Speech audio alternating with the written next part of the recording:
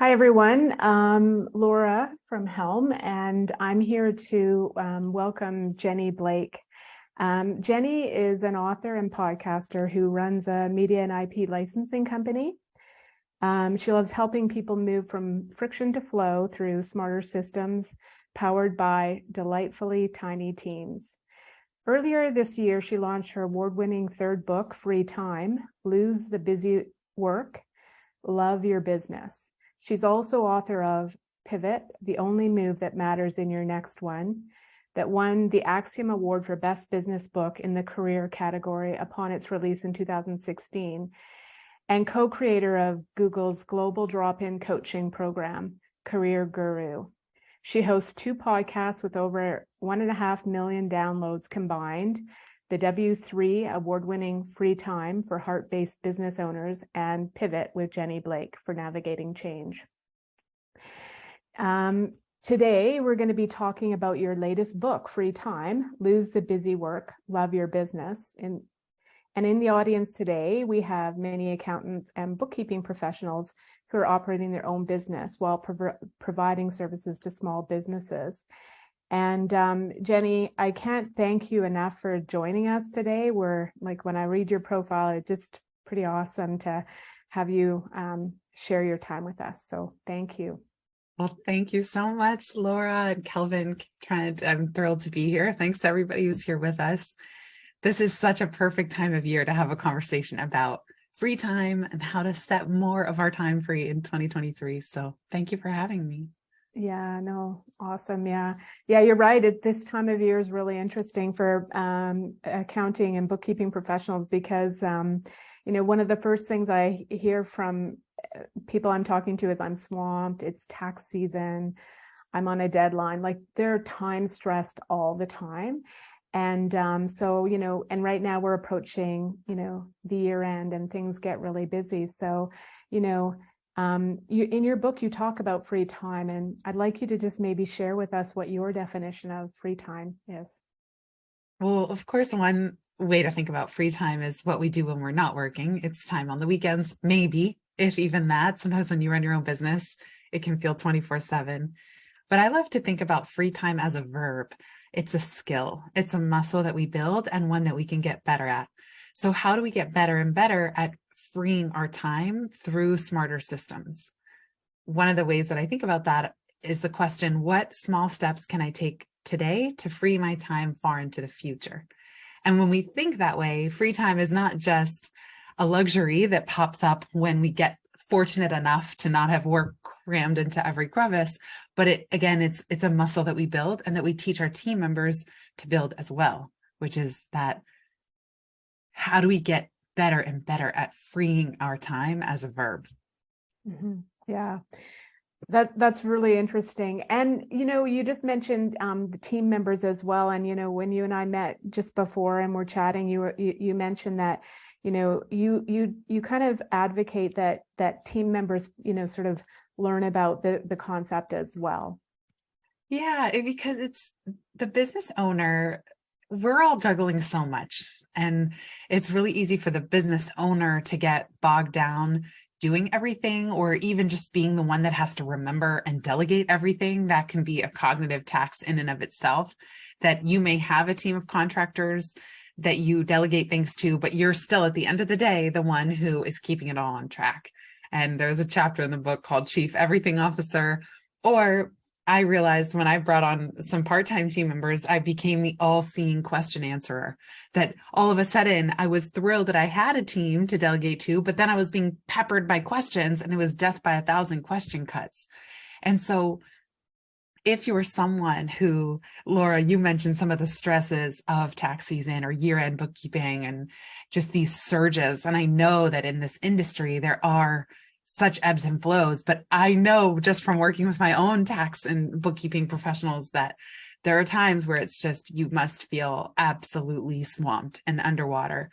And I talk in the book about the burdensome bees, that if you're feeling bored, bottlenecked, burnt out, or buried by bureaucracy, those are all different forms of friction, and those are opportunities. So the good news is that whatever time stress you are experiencing, whatever friction you're experiencing, whatever frustrations, that's actually those are the most ripe areas to create some systems to solve it. And if we can just step back just enough to get out of the tasks themselves and work on the process of how could this work flow more smoothly in the future, that's the real gift. So for me, free time, it's not really a productivity book. It's not about trying to squeeze and maximize and manipulate and do even more with our time. That's not the goal at all. It's actually, how do we set up structures that make it so that nobody has to do the work, that things are streamlined or automated or delegated in such a way that they're documented, where you as the business owner, you're not repeating yourself, you're not running in circles, you're not buried by the work, which is so easy to feel like that when there are these seasonal surges that you all, I know, are right in the midst of. Yeah, exactly. It's the busy work, right? Yeah. Yeah, and that kind of, what's interesting is you have a quiz online. It's freetime.com/quiz. That really is, basically the free time quiz. So I think, if anyone wants to write that down and look it up, that would be a great place to go. The next part, so you have a great, when you talk a little bit about free time, it's enough to it certainly whet my appetite to, read a little bit more, because it really resonates with me, the busyness. So the next part of your book is divided into 3 parts. You have align, design, and assign. And, at Helm, we have an education program, Building Your Cash Flow Advisory Practice. And in that, we talk about this concept of mindset. And I think that would be similar to your concept of design, align. Tell me, why align first? So this is the free time framework, align, design, assign, and it's a process to free your time. So anywhere that you're experiencing friction in your business or even in your personal life, because sometimes it's the personal life that drags us down more so even than the work, in terms of chores and errands and all that talk about the busy work. A lot of adulting is just full of busy work sometimes. So wherever you are experiencing friction, in order to move toward flow, you follow the free time framework. So align, design, assign. The reason that it starts with align is before you even design what this should look like, how the process could flow more smoothly, it's so important to ask, is this aligned? Should I be doing this at all? Because there's no point in optimizing something that should no longer be done. There was a book that I read, and it asked the question, are you ordering off of yesterday's menu? And I just found that to be such a powerful inquiry. Where in your business, where in your life are you still ordering off of yesterday's menu, where you're not present to what's there today and to what shifts you might want to make today? And so the align piece, if there's a big friction area and you know that you don't want to eliminate it altogether, which is a very viable conclusion as well, then it's about aligning this area of the business with your energy, your strengths, and your values. Why is this important to you? Even if it's something like sending a weekly or monthly newsletter to your clients and it starts to feel like a drag and there's just all kinds of friction around it and you don't enjoy it, you don't look forward to it, and it's falling through the cracks. So when we step back and realign, we say, why is it important to communicate with my clients? What are my strengths in communication and my unique way of communicating, or the format? What energizes you most? What drains you? What could you eliminate that drains you? And what are your values? Why send this at all? What values are you honoring by communicating with your clients in this way, or by taking a certain angle on the communications that you are going to send? So when we focus first on that align piece, or as you said, Laura, on the mindset, we're much more equipped, and we've taken the work back to a much more resonant place before we get into the nuts and bolts and the logistics of how to plan the work. Yeah, I don't know if it was in the align section, but the birthday cake baker, or the cake baker piece was, it just sort of really made this so much more real to me. Do you want to elaborate a little bit on that? Sure. This is a maxim that is, how we bake is as important as what we make. I believe that our clients don't want us to martyr ourselves for them on their behalf, that we're so stressed and we're so tired and we're so busy. And then here are your books, here's your year-end reports. Like, and we kind of hand it over in a hump, like just in a state of exhaustion. And that every time your clients call or interact with you, they can hear the stress in your voice and the busyness. And it's not to negate that that's really how any one of us might be doing. But if we could pause when things get to that point and say how we bake is as important as what we make, that actually the process of how we tackle the work, that energy is palpable to our clients and to the end product of whatever it is we create.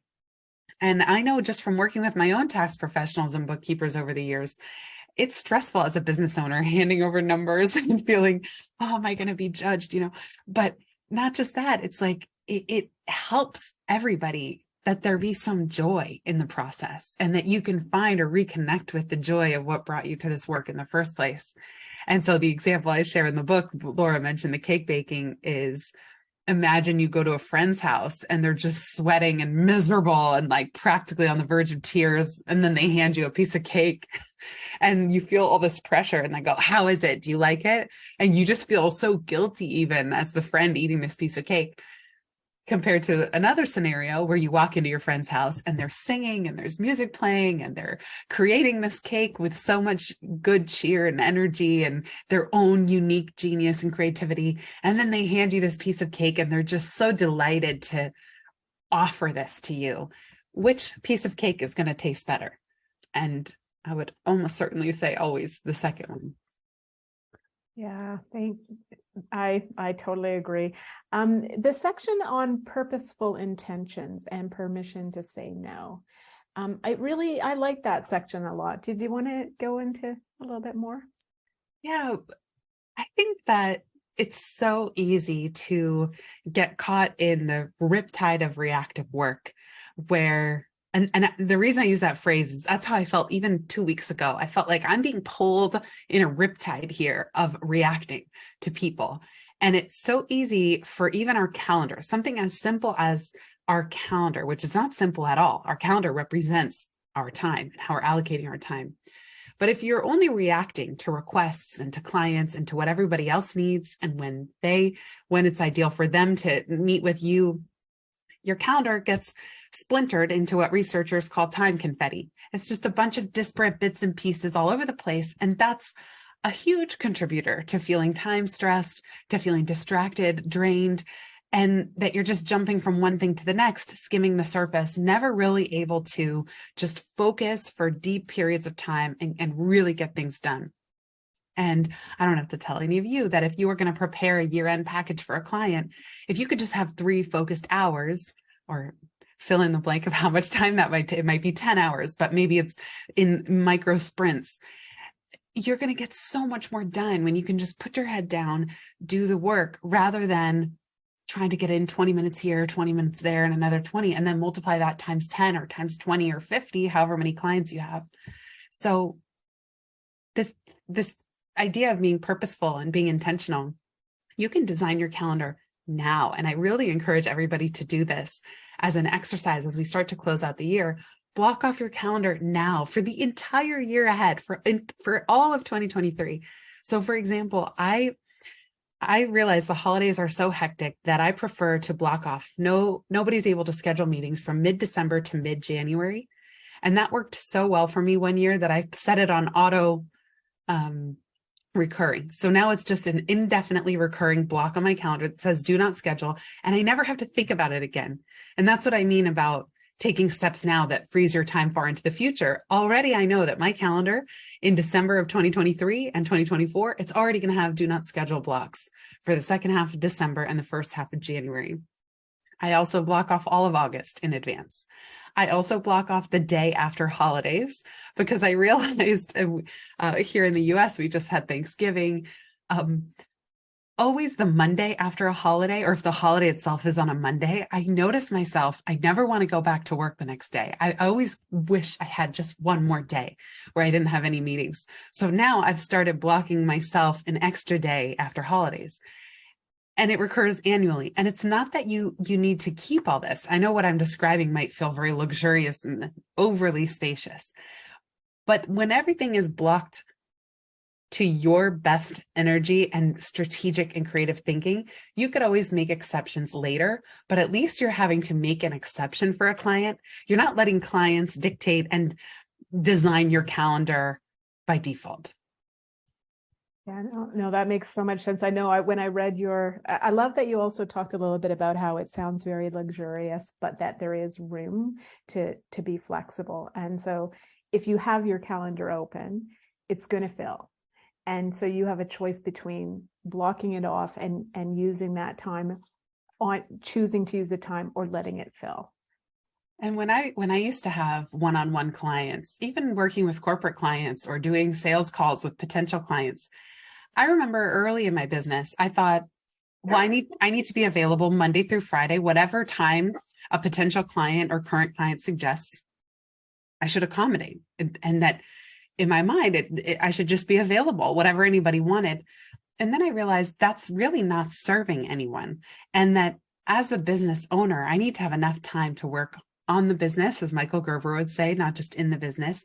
And so I started to corral my client meetings into only Tuesday, Wednesdays, and Thursdays. Or at one point, I got to the point where I only met with my team members on Thursdays and clients on Tuesdays. Or even to the point where one time I was doing coaching and I would only meet with clients on the A week of the month and the C week of the month on Thursdays. So all of a sudden, I was literally corralling these meetings, all of a certain type, all on the same day. And it meant that I could do the more creative, strategic work the rest of the week. Because when I say free time, it's not about doing less so we can all go to the beach. That's lovely. But it's actually just how do we put things in their appropriate place so that when you have a day of client meetings, you're fully present for your clients, but it's not actually chopping up and interrupting the days that you legitimately need to do the work or manage your team or create set strategy for your business. So you might want to think about, and I remember having a fear that, well, maybe my clients would think that I was difficult, or nobody notices. If they email and say, oh, are you free to meet Monday at 10 a.m.? And you say, I'm not available Monday, but how's Tuesday? Nobody notices. Nobody realizes that you might have these really unique scheduling parameters in place. You don't have to tell anybody about them. You just say, my next opening is Tuesday, or my next opening is Thursday. Or if we're going to set a recurring, I always appreciated with financial professionals, if we had a quarterly recurring meeting, that way neither of us have to reach out to schedule it the next time. It's just set it and forget it. So these are just some of the little tips and tricks that might help you where your clients aren't even going to notice, but it will create huge wins for you in terms of being able to focus and do even deeper work. Yeah. And so freeing the time, like you said, to get the creative work or whatever you need to recharge yourself so that you can be, at your best. One other question, in the sort of a line, you mentioned the word the statistic. What do you mean by the statistic? Yeah, this is in a chapter called Let It Be Easy, Let It Be Fun. And I say that so many business owners start with the statistic in mind, the one that offers some variation on the perils of taking an entrepreneurial risk, and we've all heard it. I had this drilled into my head and I would always repeat it, even to myself. 9 out of 10 businesses fail within their first 5 years, or that of 100 startups, only 20 will remain after 5 years, or after 15 years, only 1 will remain. And I remember always feeling like I was on the edge of a cliff. Like, am I going to be one of the businesses that fails? And the statistic just makes it sound so grim that there's no hope, or, oh, the chances are so slim. I think it also just, a lot of the business press makes business sound like a fight, a competition, just this really grueling, I don't know, it's this like grueling, competitive, hard thing. And that is often true. And what if we could approach it with a mindset that we can let it be easy, we can let it be fun, we can carve out space for ourselves as the owner within strategic business and it's not to take away from the business. What if freeing your time, what if working half the time not only didn't detract from your revenue, but doubled your revenue? What if we just question the assumptions that we have about what we perceive as a linear correlation to time and earnings that is not actually true? In some cases, if we work fewer hours, maybe the hours that we work have higher quality. So there just isn't necessarily a correlation that if we work less time, other things will suffer. It might actually be the opposite. Yeah, absolutely. Yeah, I love that. So the next, part of the book is the design, and you start this section talking about time is money. Bless you. What do you Excuse mean me. by that? Well, this is an aphorism from Benjamin Franklin, who said time is money. And we kind of just took that and ran with it, especially in, a lot of Western cultures and Western business idea, time is money. And definitely when you're a service-based business and you have clients or you have billable hours, that is sometimes true, but time is also so much more than just money. I say time is not money, time is life force. We all have this limited amount of time and limited amount of life force. So money is important, but it is not everything. And the people who I wrote Free Time for, yes, I think there are business owners who want to kind of grow at all costs and build the biggest, most world-conquering business that they can. A lot of those are Silicon Valley funded startups.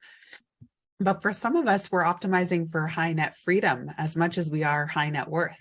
And we would not take a tyrannical, bureaucratic client if it meant sacrificing our own life force. And we all have probably had experiences with a nightmare client where you realize no amount of money that they could pay me is worth this stress. And so going back to even the align stage is aligning your clients. Like, who are the clients that you most love working with, that give you the most energy, that are easeful and joyful, and where you earn abundantly and they feel they get abundant value delivered? And then maybe going into 2023, who are the clients that, we know when it's an obvious misalignment and it's not a fit, but maybe in the next year, there's room to be even a little more discerning about who you want to say no to. That even if there's a part of you that feels like I should take on this client or I should take this type of client, you've realized it's not worth it. It's not worth it. And so sometimes making those decisions, what feels like sacrificing money in the short term, is actually giving us that bigger reward, which is our peace of mind, our life force, our energy that makes the rest of the business flow so much smoother. Mm-hmm. Yeah. When, it's so interesting because when Kelvin and Twyla started Helm, exactly, that was part of their feeling like it shouldn't be so hard to manage cash for small businesses, right? So, and very draining. But so, you talk about creating space to design, but it's hard. And why is that hard? Why is it so hard for people to create space? Well, I think sometimes we're just, again, with the reactive work or just trying to keep up. Sometimes I did a podcast episode on free time of, it can feel like you're drowning in the work, treading water, or gliding.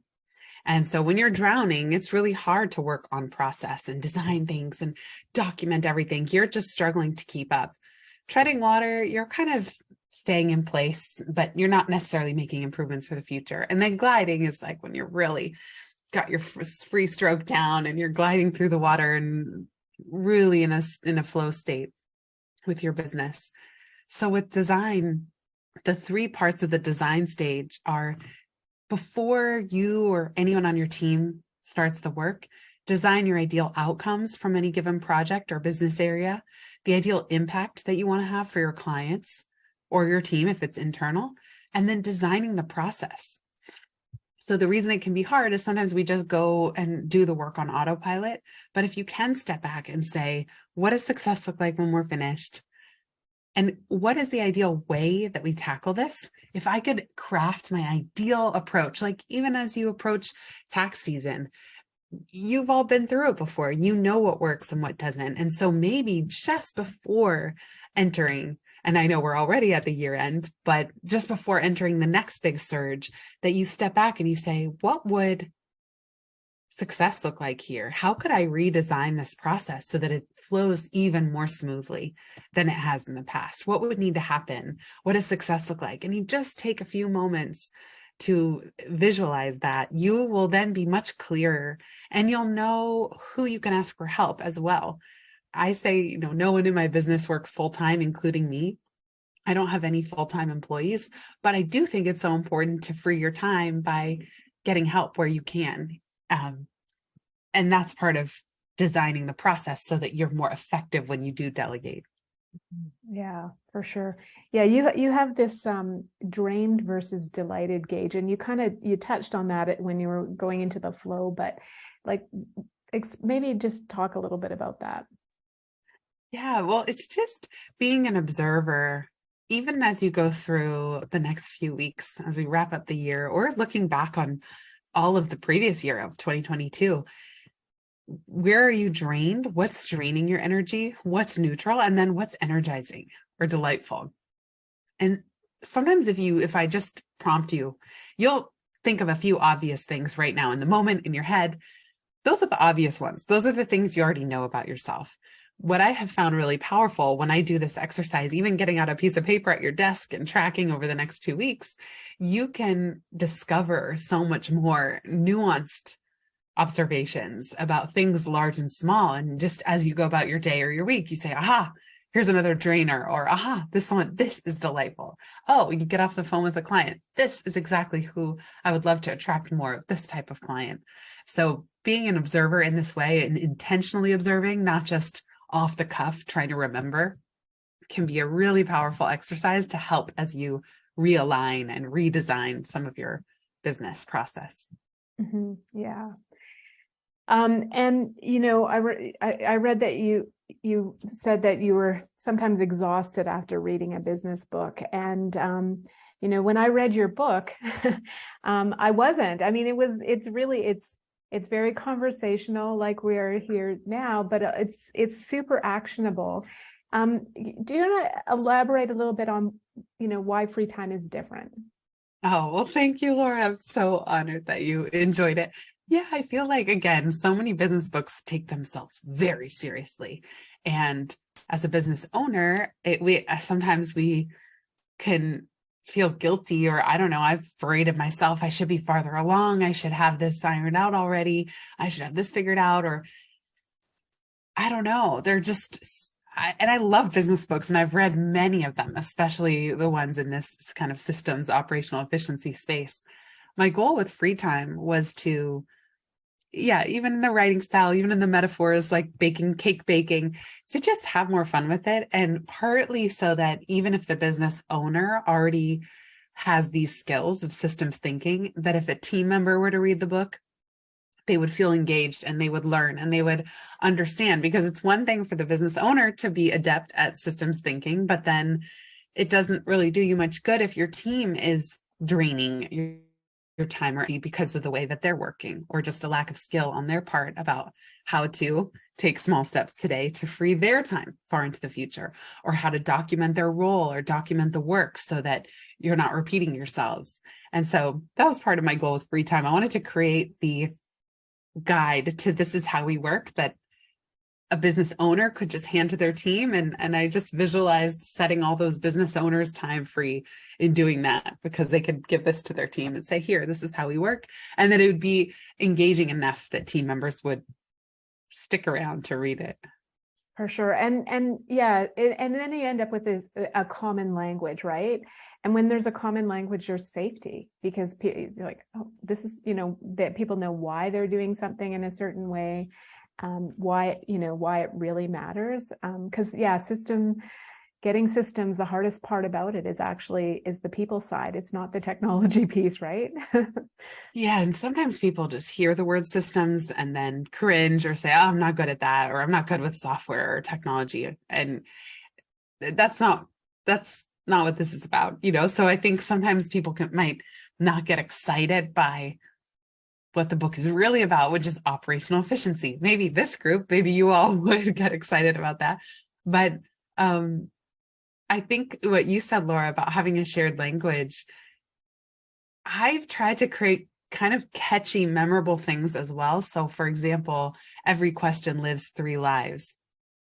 That's so that team members know, I don't want you to just ask me a question and then that's it. And it lives and dies in our email inbox. That doesn't do any of us any good. And as the business owner, it annoys me when I repeat myself when the next team member asks me the same exact question 6 months or a year later. And so every question lives 3 lives is to get everybody in the habit of, if you want to ask a question, first of all, have you researched our internal documentation and any software help centers? Then if you ask me a question, that's okay, but capture it, write down the question and the answer, capture it in our internal manager manual or process documentation.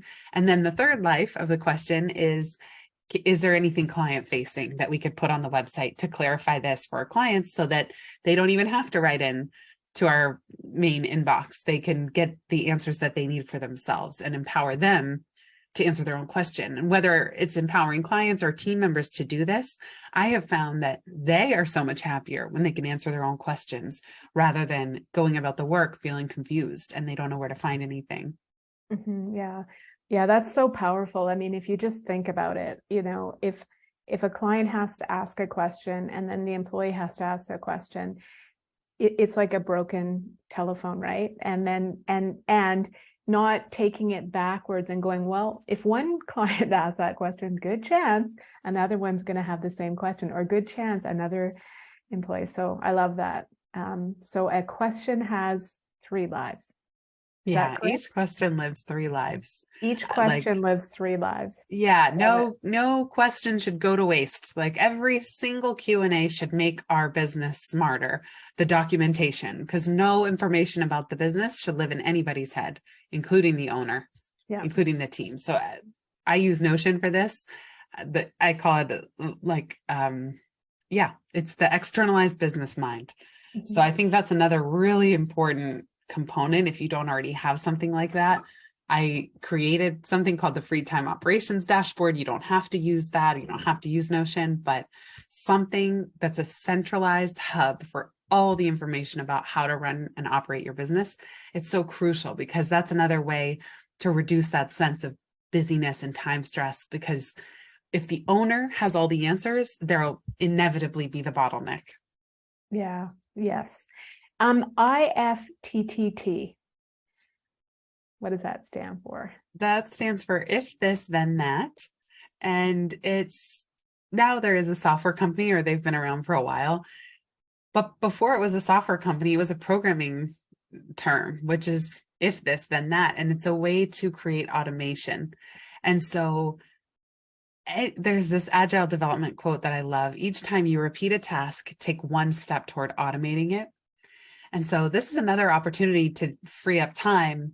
Anything you can automate, it means that you're getting everybody out of the busy work of doing that because you're able to automate something. So I'm trying to think of an example. Okay, if somebody joins my private community for small business owners, I've set up automations, if this, then that. So if they purchase to join, then I use Zapier. Zapier automatically invites them to Circle, adds them to a calendar entry, adds them to my Notion people tracker for the BFF community. All of these things are happening automatically as a sequence following an initial action. And that means that no team member has to sit and point and click to do these things, because anytime that you or a team member is just repeatedly point and clicking, that's like really how I think about it.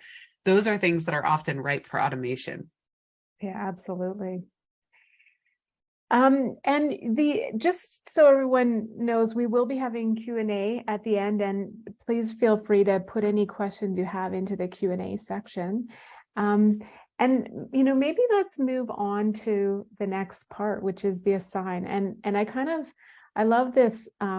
It's such an interesting concept. Like for our audience, there are a lot of people who don't have anyone to assign to right now, or really feel like they can't assign their own unique expertise. And you've touched a little bit on this already, but let's start with the latter. What do you think about that concept of you cannot assign your own special expertise, like your writing, for example? Yeah, well, the goal is to delegate as much as you can of everything that is not your unique expertise, because you won't be able to fully leverage what makes you unique if you're stuck doing everything else, even things that you don't like and you're not good at. And I've hired assistants in the past. I mean, I even have one now who she's based in the Philippines. She worked with a friend for many years, but it doesn't have to be as large of an investment as you think. And every single time I've worked with somebody, I don't even like to call them a virtual assistant because they do so much more for me in my business. But whether you hire someone for even $500 a month, 5 hours a week, I've made so much progress being able to delegate. And even whatever you start delegating, you'll always think of more. Even if you're delegating to someone on the home front, I mean, this is a really kind of, might seem obvious in hindsight, but I hired a cleaning service to come once a week on Fridays, set it and forget it, never think about it again, because I found that I was having so much friction. Who's going to clean the house? The house is a mess.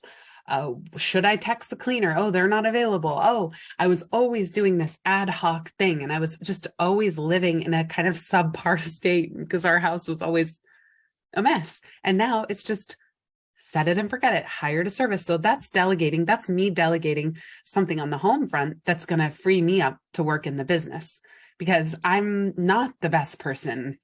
I don't enjoy doing it, and I'm not that great at cleaning the whole house. It's just not my zone of genius. And so I really encourage you to get creative before you count out saying, oh, well, there's no one I can delegate to, or I won't be able to afford it. Because even the times where my business was at its absolute lowest, the last thing I was willing to give up was having at least somebody on my team who I could delegate things to. And so even if if you don't have that person now, I encourage you to keep a delegation task tracker. I have a template for this. It's free. I'll put the link in the chat, the free time toolkit. Yeah, thank you. Yeah. But observe over the next 2 or 3 weeks, what could you delegate? Personal and professional. So even if, again, you're not ready to hire anyone, even part-time, at least just keep a running list as you go about your work. Oh, here's something, because it's hard to think. This is another one. It's hard to think in the moment of exactly what all could be delegated. But if you keep track while you're working, you'll come up with so many more things than you might realize. Mm-hmm. Yeah, it's kind of like what am I walking around with that's really exhausting me? And like you said, it's hard to actually write that all down, but if you just sort of pay attention and in the flow. So free time framework, you're clear on your work, you're aligned, you design the outcomes that you touch on. So the designed outcomes you touch on, you're talking a lot about the designed outcomes and how the team will execute that. And it gets into the part where you talk about who and the permission to hire help. You've started this, but what if you're I don't know, give me an example of a situation where maybe that you do talk on this a little bit, but maybe it's that you actually have the wrong person in the role. Maybe the help that they have is not actually aligned. Right. Yeah. And the reason, let's just say, the reason the whole third stage is a sign is meant to challenge each of us to double what we delegate. So it's edgy for me. I have to say, I don't love managing people. It's not my favorite thing. And I don't want a big team or a big company. So in the book, I talk about delightfully tiny teams, that a delightfully tiny team is not, if it's just you are the bottleneck. And if you have a sick day, everything grinds to a halt. So just you, I actually think is too much pressure, and it creates too much stress and pressure. But for me personally, having a team that's too big equally creates a situation I don't like. I'm in too many meetings. I'm managing too many people, too many things. I'd rather scale back the work or do the work differently than have a huge team. That's just my personal preference. So a delightfully tiny team is one where it's just I call it the minimum viable team. It's like the smallest you can have where you're not alone in the business. And yeah, if you have someone who's not a fit, the times that I've realized people were not a fit are when their energy is grumpy. Like I realized I don't do well with team members where every time I get on the phone, they're complaining or they're grumpy, or they're in a bad mood. Like it's hard enough to run a business. I just, that's draining for me personally. And where giving feedback doesn't work. Like for me, it's very frustrating if I give feedback and there's no improvement happening, and they just don't seem to click with my values or my way of working, or nor are they able to or have the desire to improve in the ways that I'm asking. So yeah, as tough as it is, I do think that it's important to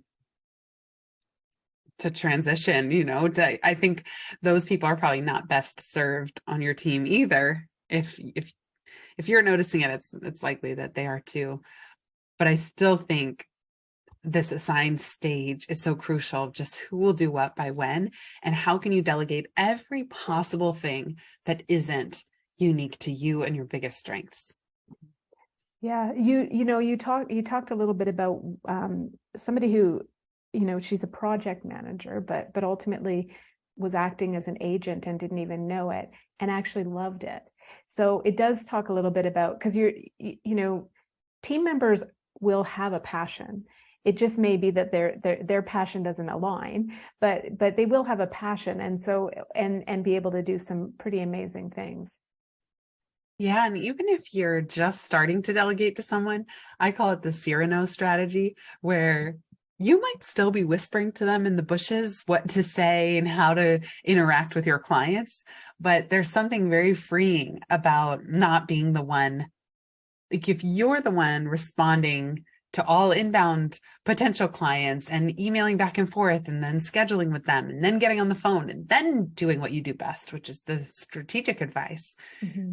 It's not necessary. And my brother put it to me really well. He said, when you go to the dentist is not the one checking you in when you arrive, like, it's okay that there's someone on your team that handles the logistics so that by the time it comes time for the exam, the expert shows up. And I've always found it really freeing in my business when I can delegate somebody to communicate with clients and schedule and handle logistics, even if I'm advising them behind the scenes, that the clients know that when they're on the phone with me, that's special. I'm not the one doing it all. I'm not the chief everything officer. Mm-hmm. Yeah. Yeah. And then, you get the value from your time because it's dedicated and you're adding the most. Yeah. And so, I think you've talked a little bit about the tiny team. You also in your book do talk about, the concept of how many nodes based on the team size, and that some people are more comfortable with, larger teams, and because they actually managing people is something that they're very good at. It's something that they're looking for. So it's not that you're advocating tiny teams, you're explaining how yours works. Is that, or are you saying, tiny teams, what's your sort of thoughts on that? Wait a second, you're muted, I think. I was going to see if I could show you the communication notes, because I think the point there is that as the team grows, there's more complexity. So you'll go from, let's say, a team of 3 people have 3 lines of communication because it's just really simple to communicate. If you have 4 people, you have 6 lines of communication. As you get to up to 14 people, you have 91 lines of intersecting nodes of communication. So it just has shown me, when I expanded my team, again, everybody were contractors, but to 6 or 7 people, all of a sudden that's 20 lines of communication, where in the past there were 3, something like that. So the communication nodes just highlights the challenges. It's not that you can't have a big team. I don't want to stop anybody from building the exact business that fits you best and your clients best. When you have a bigger team, then it's helpful to work in pods, or there's a book called Rocket Fuel, and he talks about having a visionary, which is typically the CEO, and then an integrator, who's the COO. So some people, as they grow the team, let's say to 10 people, if you don't love people management, maybe you want a COO type role who manages everybody else, and you still have just one person reporting into you. Awesome. And why is delegating so hard? Like, why? If you make it sound beautiful and perfect, but why is it so hard? No, it's always hard. I know it's a challenge for me too. It's because I think that sometimes it feels like, oh, it's just faster if I do it myself. Sometimes we've been burned. You delegated something and it just did not go well, or there were tons of errors. It's tiring to give feedback to when you delegate, and then you get the work back and you give feedback. And there's more starting friction with delegation. But if you can get through it, I think of it as a delegation curve. It's almost like you do twice the work in the beginning as you're training somebody and calibrating with each other. But then it's so worth it on the other side. And it's still challenging. It's still so tempting for me. So in no way am I perfect at this at all. It continues to be an area that challenges me. I just know what it creates. I know why it's worth it. So even when it feels hard and I feel like I could just do it better myself. Now, I will say sometimes I keep things that I could technically delegate, but they just happen to bring me joy. So some people in the business world would say, oh, you got to delegate all that stuff, small stuff. But there are things that I love. Like I just love tinkering around in Notion and building databases. And there's stuff that I could delegate, but I don't want to because I enjoy it. So I would say the same to each of you. If you're going to delegate, start with the things that you don't like doing and that you aren't good at. Those are the easiest ones to delegate because the stakes are lower. They're the things that you're relieved not to have to do. Like if only somebody could just come and take this off my plate. That's where I would start. That's the easier place to start than delegating high level work or client facing work that feels like the stakes are higher. Yeah, for sure. Yeah, that great. Great advice. So I'm just not sure if the Q&A is there. I'm just going to be looking for it. I'm gonna Jenny, I was reading, you talked a little bit about, I mean, I know we were talking about delegating, but you talked a little bit about your podcast methodology, and it really resonated with me because I think that, like a lot of people who, a lot of business professionals, especially when you are doing service work, you typically there's a perfectionism piece, right? You just you don't want to let go. And you talked about your podcast and like your methodology where you just put it out as opposed to, editing it and perfecting it and so on. Can you tell us, do you regret doing that, or are you still happy with that? No regrets. I often cringe even when I listen back to my own podcasts, but I've been podcasting for 7 years. I have 2 shows now. Pivot just hit 300 episodes and Free Time is about 150. And what's more important to me is the long arc of hitting publish. The only way that I've been able to create these 450 episodes is that none of them are perfect. And I feel awkward every single time I hang up from an interview with a guest. I always know exactly not even exactly, but already have a list of things I could have done differently. But the key is that I just publish and keep moving, because otherwise nothing would happen. Nothing would be created. The other thing that enables me to do what I do with the podcast is I'm not on social media. And sometimes people find that very surprising. Well, how can you be a business owner and not be on social media? But for me, social media was just death by 1,000 attention cuts. I was distracted. Talk about draining. I felt my attention was sort of piecemeal, just reading little nuggets that would go in any stream across 6 different platforms. And I couldn't keep up with it. So by not being on social media at all, I can invest my time, energy, and attention into creating assets like podcast episodes or my newsletter. That's really it. I have 2 podcasts, 2 newsletters. I'm not anywhere else. And maybe that's affecting maybe I could have a bigger platform if I was on social, but maybe I wouldn't have even written this new book because I would have been just talk about treading water, just trying to keep up with all the different streams and connections. So that's an example of making a choice for myself, given my own energy observations, and really choosing where my creative energy will be best spent. And for me, that's the podcast and things like this. I find this very, very joyful. Oh, I think you're muted, Laura. Well, it sounds like you love it, and it certainly resonated. 1.5 million downloads is pretty awesome. So are there anyone in the audience have any questions? I don't see any open right now. So, okay.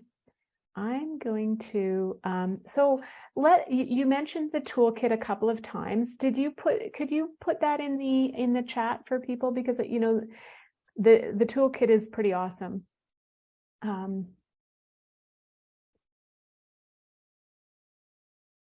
when you and I were meeting at the beginning, you mentioned this book called Outrageous Openness. So why don't you tell me why you're loving it? Oh, I read this book almost 10 years ago now, and it's not a business book. It's this whimsical book by Tosha Silver, and I just really love it. The subtitle is Letting the Divine Take the Lead, and she talks about principles we don't often hear in the business arena. And again, it's not a business book, but I found it so refreshing about surrender and going with the flow and being grateful for what already is and what's already present. And sometimes, there's a Zen saying, don't push the river. And I just love that. I think sometimes in business, especially what we've all been navigating the last few years, it can feel like we're in such turbulent waters. And I don't know about any of you, but I don't know. For me, it's just no stone has gone unturned these last few years in terms of clients and changes and curveballs. And 90% of my in-person speaking work was canceled. That was a huge source of recurring cash flow for me in my business.